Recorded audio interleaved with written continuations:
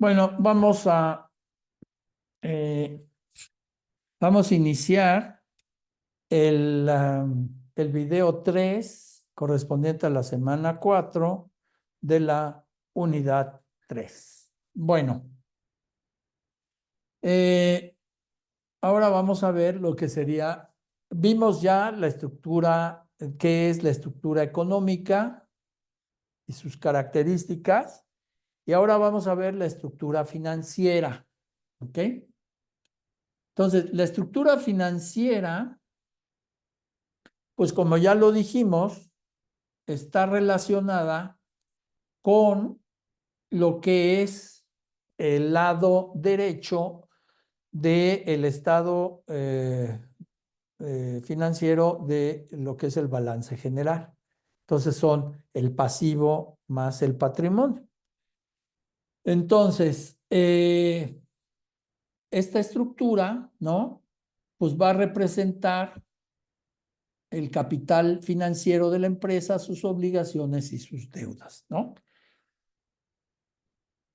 Y luego, pues las cuentas que componen a la estructura financiera se van a clasificar en dos grupos.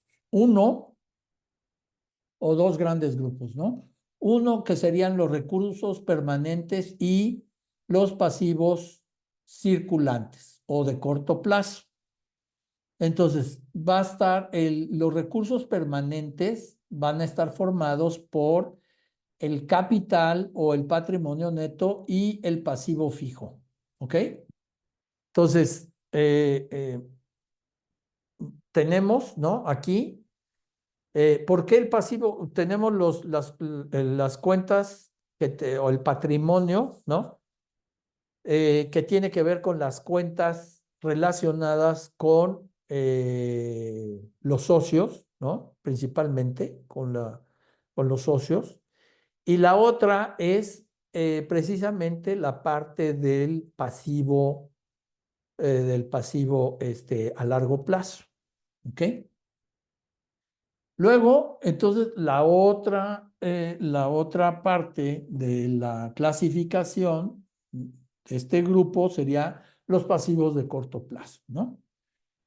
Entonces, vamos a ver, el patrimonio neto recoge los recursos propios de la empresa, como que son el capital social, reservas y resultados del ejercicio, ¿no?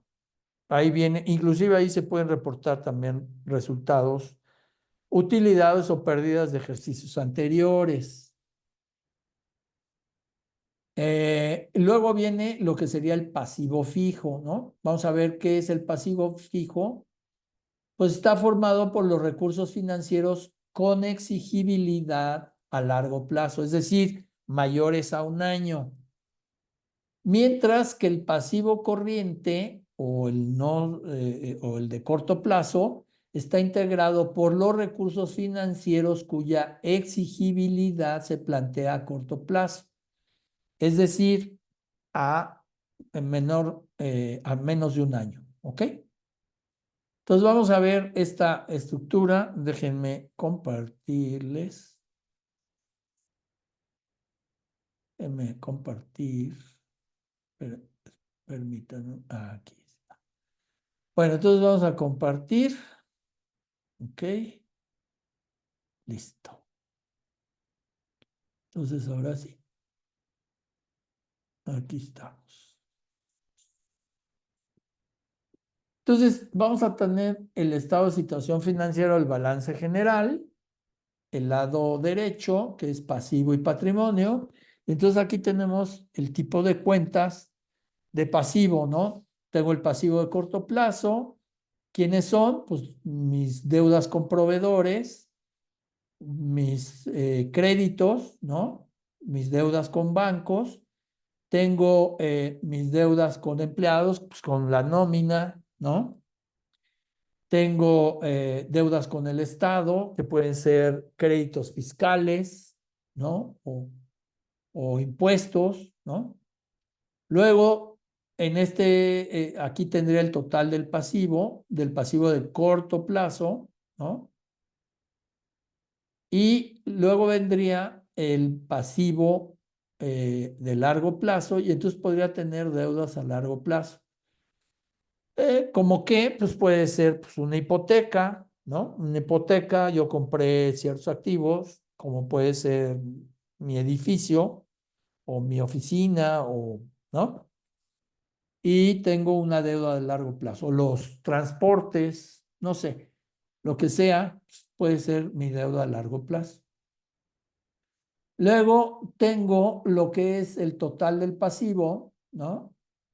El total del pasivo, eh, eh, aquí que sería eh, de estos de largo plazo, ¿no? Aquí también puedo bienes para venta, distribución, servicios, instrumentos financieros, etcétera. Aquí yo, por ejemplo, puedo tener eh, pasivos, ¿no? Eh, como podría ser ciertas emisiones de deuda, ¿no? Bonos, etcétera, que emití y que también son deuda, ¿no? Luego tengo entonces el total del pasivo, luego viene el patrimonio o capital, y aquí pues las cuentas del patrimonio capital pues son utilidades acumuladas, reservas, capital social, etcétera, ¿no? Y ya tengo el total del capital o del patrimonio, y aquí sería la suma de ambos, ¿no? Tanto del pasivo como del patrimonio. Y esta flecha me indica el grado de exigibilidad. En el caso del pasivo corriente o de corto plazo, la exigibilidad no supera un periodo o un lapso de un año. En el caso de los pasivos de largo plazo, el periodo de exigibilidad es mayor a un año. ¿Ok? Igual en alguno de estos casos, ¿no? Bueno, muy bien. Vamos a ver. Espérenme, que vamos, ¿dónde está? Dejar de compartir. Ahora no sé dónde se me fue esta. Déjenme. Vista. Ok. Muy bien, entonces, ahora sí.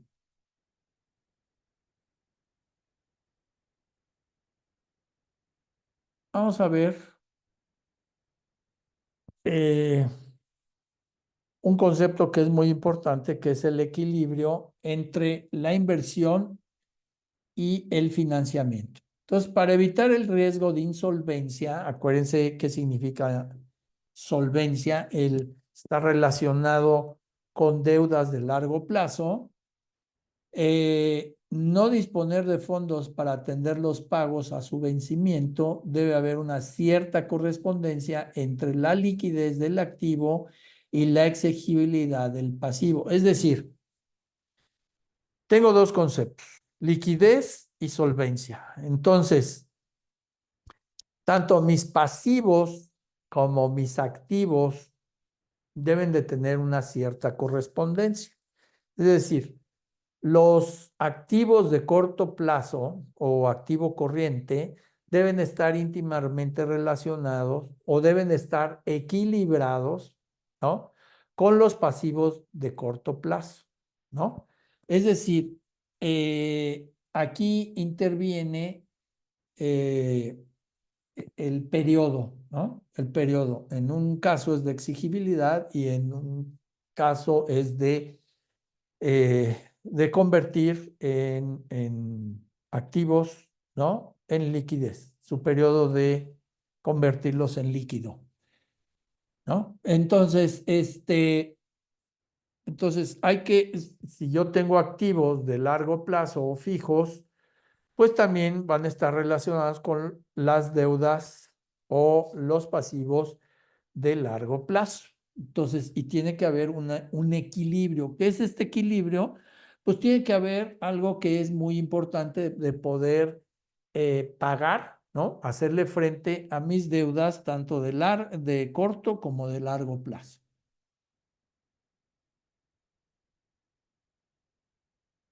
Entonces, de esta manera, hay algo que se le llama fondo o colchón de seguridad que permite hacer frente a los posibles desajustes que pudiera producirse entre la corriente de cobros y de pagos que se denomina fondo de maniobra. Entonces vamos a ver qué es el fondo de maniobra, ¿no? Fondo de maniobra no es otra cosa de que cuál es la capacidad que tiene la empresa, es la capacidad que tiene la empresa para poder hacerle frente a sus deudas utilizando los activos, ya sea de corto plazo o de largo plazo. Entonces tenemos que el fondo de maniobra va a ser igual a ¿qué? A los activos de corto plazo menos los pasivos de corto plazo. Entonces aquí podemos ver que si el fondo de maniobra me sale negativo, pues la empresa no puede hacer frente a a sus deudas, ¿no? A sus obligaciones de corto plazo.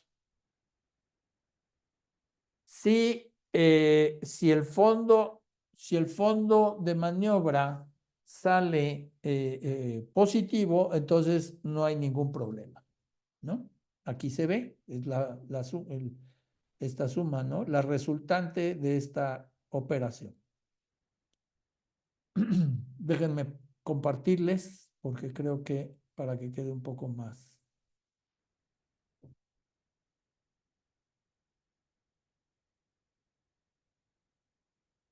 Bueno, entonces tengo que el fondo de maniobra va a ser igual a los activos circulantes menos el pasivo circulante.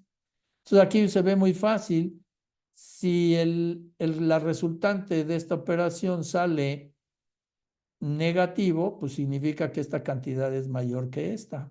Por lo tanto, los pasivos no puedo hacerle frente a mis deudas de corto plazo con mis activos de corto plazo. Entonces eso sería un problema, ¿no?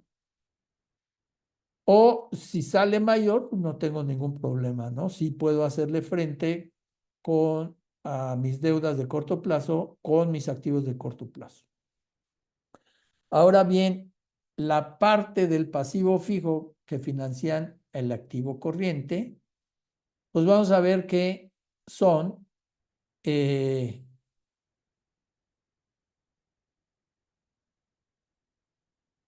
aquí sería el fondo de maniobra, ¿no? Sería el activo fijo menos el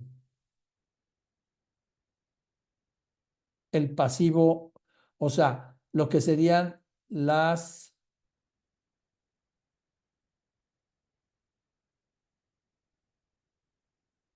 el resultante, ¿no? El resultante del pasivo en esta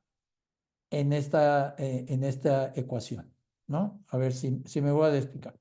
Por ejemplo, si aquí me sale negativo, ¿no? Mi resultante, entonces esta, este monto que me va a salir es este que está aquí.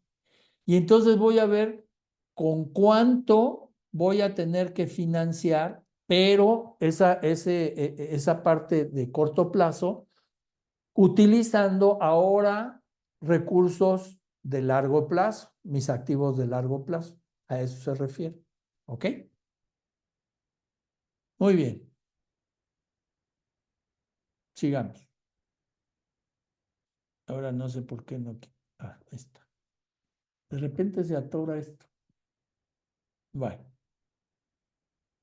Ok, bueno, voy a dejar de compartir y vamos aquí a continuar.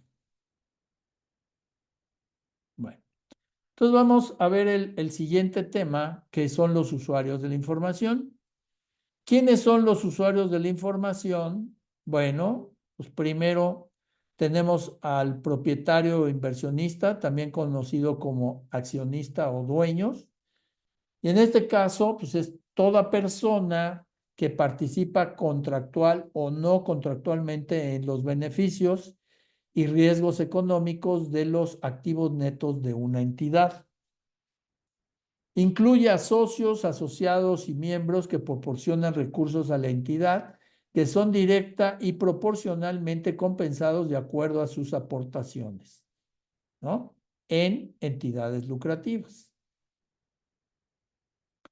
Luego, ¿quiénes hacen más uso de esta información? Pues están los patrocinadores. Incluye, ¿quiénes son los patrocinadores? Incluye a patronos, donantes, asociados y miembros que proporcionan recursos que no son directamente compensados. En este caso son entidades no lucrativas. Eh, Puede ser que no sean compensados directamente, pero sí son compensados, por ejemplo, a través de deducciones fiscales, siempre y cuando cumplan con ciertos requisitos. Pero bueno, sí tienen algún tipo de compensación, los patrocinadores.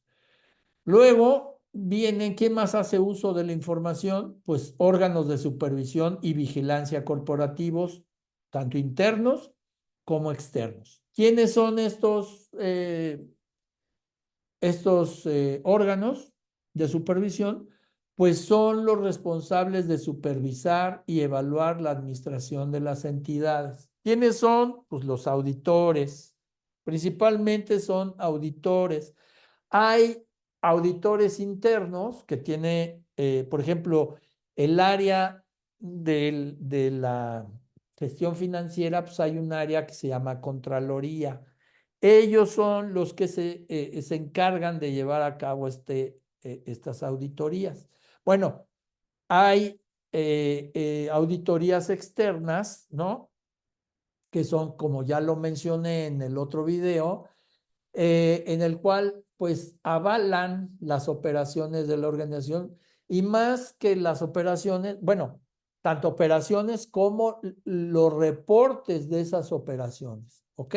Los avalan en base a los informes financieros que incluyen los estados financieros de una entidad. ¿Quiénes más hacen uso de la información? Bueno, pues están los administradores. ¿Y ellos quiénes son? Pues son los responsables de cumplir con el mandato de los cuerpos de gobierno, ¿ok? Incluido quienes, los patrocinadores o accionistas, y de dirigir las actividades operativas. Son los directivos, ¿ok? Y dentro de los directivos, pues están, obviamente se le llama en general administradores.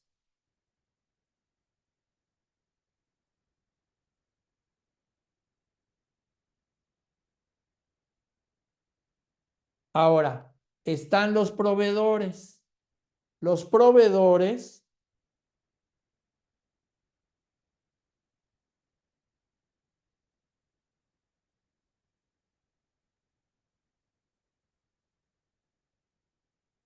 espérenme un momentito. Están los proveedores, son los que proporcionan bienes y servicios para la operación de la entidad. ¿Ok? Luego están los acreedores. ¿Quiénes son los acreedores? Pues incluye a instituciones financieras y otro tipo de acreedores. Básicamente a quienes les debamos algo, ¿no?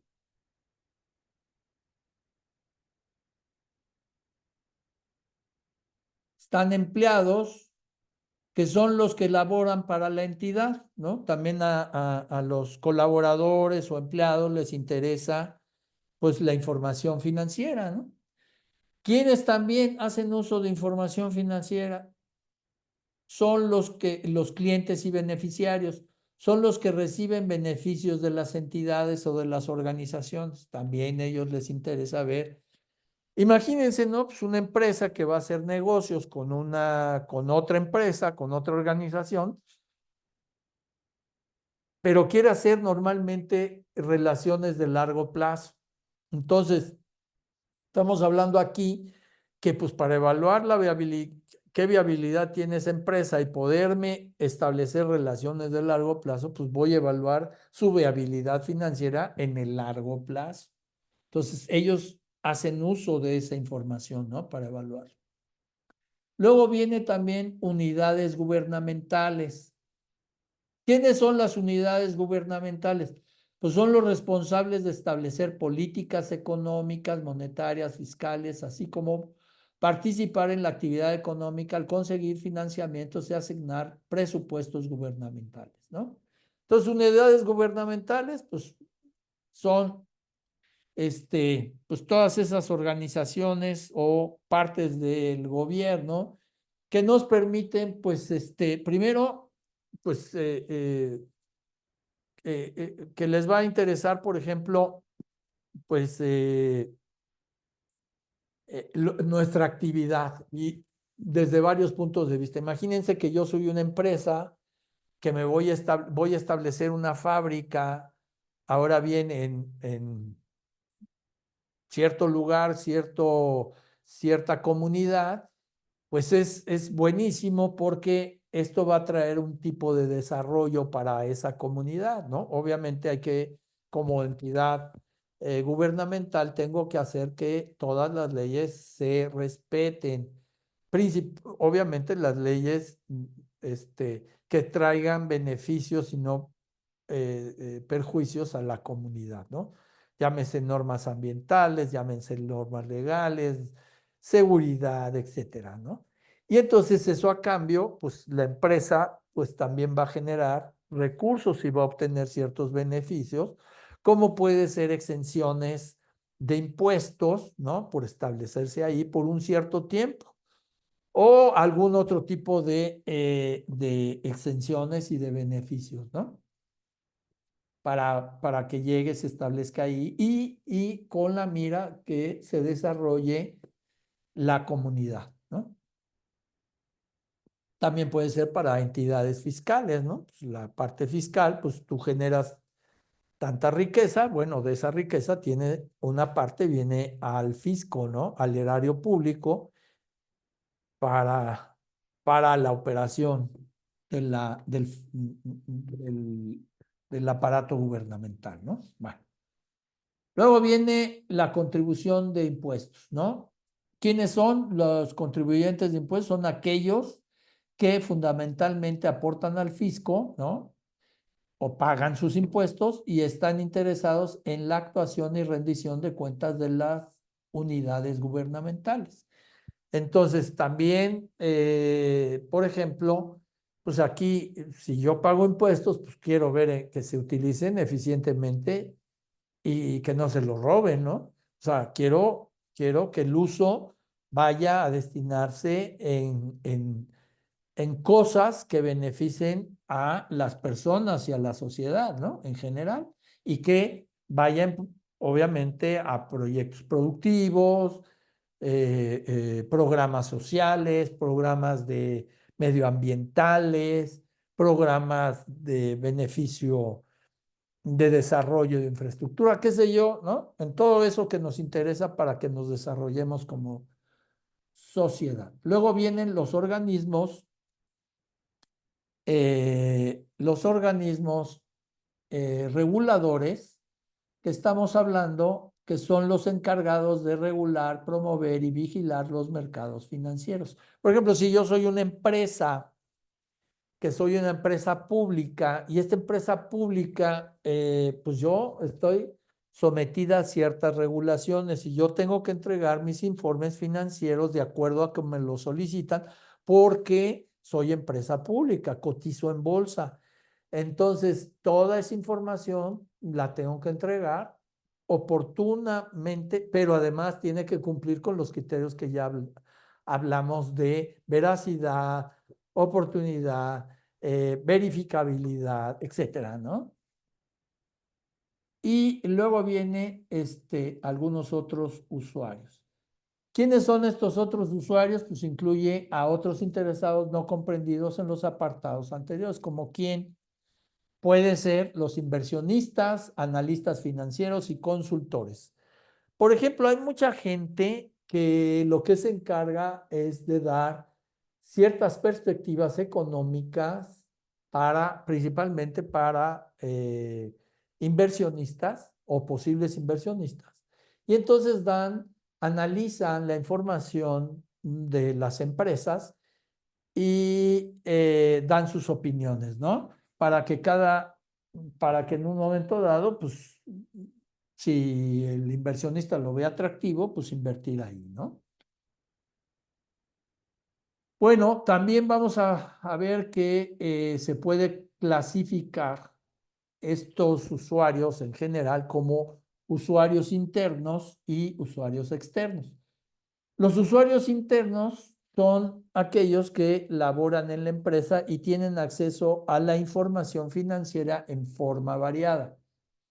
Es decir, información según sus necesidades particulares. Por ejemplo, eh, no todos tienen acceso a todo, vamos a decirlo, si eres un usuario interno. Y entonces, de acuerdo a tu actividad y a tus requerimientos y necesidad, pues se te proporciona información.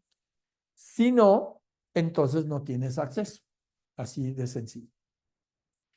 Luego tengo los usuarios externos y los usuarios externos son aquellos que se van a relacionar con la empresa, pero desde fuera, y a ellos se les va a proporcionar información histórica, ¿no? Es decir, cosas que ya han sucedido, ¿no? A ellos no se les va a proporcionar información de proyecciones o de escenarios o posibles escenarios, ¿no? Entonces, ellos solamente reciben, vamos a decir, información histórica de lo que ya ocurrió y información hasta en ciertos momentos, ¿no? Eh, ellos ya, eh, vamos a decir que en casos muy particulares y muy específicos y seleccionados, podrían recibir información proyectada, ¿no? De escenarios, etcétera. Pero esto es muy particular y es a grupos muy reducidos, ¿no? ¿Ok? Bueno, vamos a ver que por otro lado, pues el análisis financiero, pues va a cumplir con las normas internacionales, ¿no? Eh, de acuerdo a este organismo de normas internacionales de información financiera, que es el NIF, ¿no? Y que estas normas son adoptadas en gran medida por muchos países para reportar, ¿cómo se llama? Reportar sus actividades, ¿no? Eh, eh, el NIF, ¿no? Por sus siglas en inglés sería IFRS, que sería el International Financial Reporting Standards. Esto estaría muy relacionado con también las normas internacionales, pero y estándares de lo que sería la contabilidad. Entonces, si vemos, pues la contabilidad pues va a alimentar o va a ser la base para llevar a cabo los estados financieros y por lo tanto pues tienen una relación muy estrecha. ¿Ok?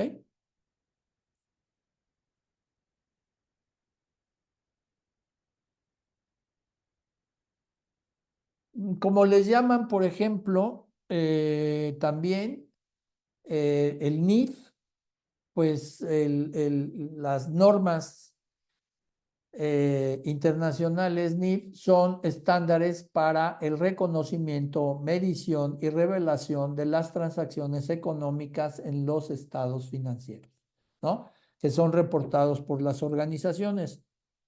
Eh, eh, eh, ¿Por qué se hace de esta manera la estandarización? Pues es pues para que todo el mundo lo entendamos, ¿no? Porque primero que nada se va a homogeneizar la forma de elaborarlos, lo que permite que puedan ser comparables y entendibles, ¿no?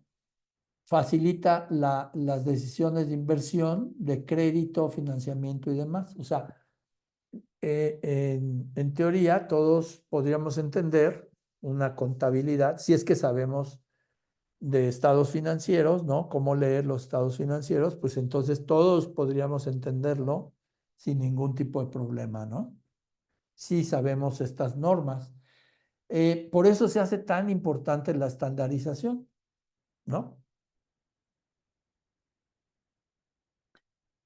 Es un lenguaje contable internacional, facilita el análisis de datos y la comparación de información en el mercado competitivo, brinda una mayor competitividad entre compañías del mismo rubro económico. Las empresas contarán con más inversionistas o clientes potenciales, impulsa el financiamiento transparente, hace posible realizar una medición acertada de los activos operacionales y de los resultados económicos de la gestión. Y los estados financieros serán mucho más fáciles de supervisar y estarán en orden bajo la lupa de entidades fiscalizadoras. Entonces, lo que, lo que, lo que queremos es que sean transparentes, sean em, información otra vez veraz, verificable, oportuna, fidedigna, etcétera, ¿no? Muy bien. Entonces, aquí también hay un esquemita donde nos dice cuál es el apéndice A, donde se detalla la estructura de las normas de información financiera en los organismos internacionales. Entonces, aquí eh, en los materiales de la unidad, pues yo les recomiendo que lo lean a detalle, ¿no? Bueno, pues con eso estaríamos cerrando esta, este video correspondiente sería el video 3 correspondiente a la semana 4 de la unidad 3. Bueno, cualquier duda, ya saben que me pueden accesar a través de los foros de dudas y a través del mail que tienen en todos los planes de trabajo. No se atrasen, si tienen dudas, pregunten. Cuídense mucho. Hasta luego.